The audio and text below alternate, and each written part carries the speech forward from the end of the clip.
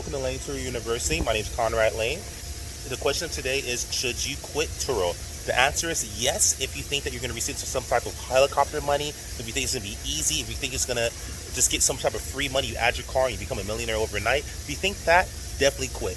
Because most of us that are successful, I'm a Turo car host, we have our good days and bad days, but there's a lot of work we put in from marketing, from giving good service, to making sure we're punctual, make sure the cars are clean and maintained, take care of the car, handling claims. There's a process that you have to go through to become successful typically. Yes, there's a few that are super lucky, I'm sure, but for the majority of us, you have to put in work and some sweat equity. So if you're willing to put in work and sweat equity and make some honest money, but a lot of money by putting in good work, you're ready for Turo and it's for you. Definitely don't quit.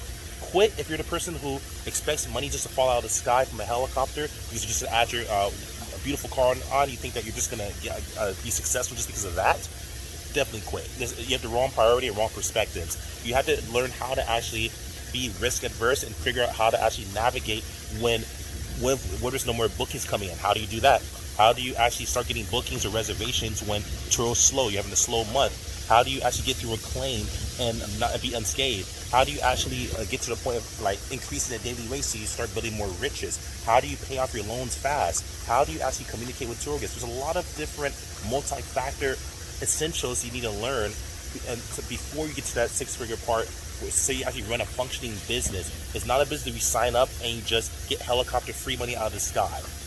So if you want to do hard work, put your sweat into it, and then build it eventually where it actually becomes easy money later on, this is definitely a business for you. If you're someone who thinks as soon as you add your car, you'll be a millionaire, don't even start it, and you should quit, in my opinion. That's my opinion. Love you guys. Like, subscribe, share. Carly, out.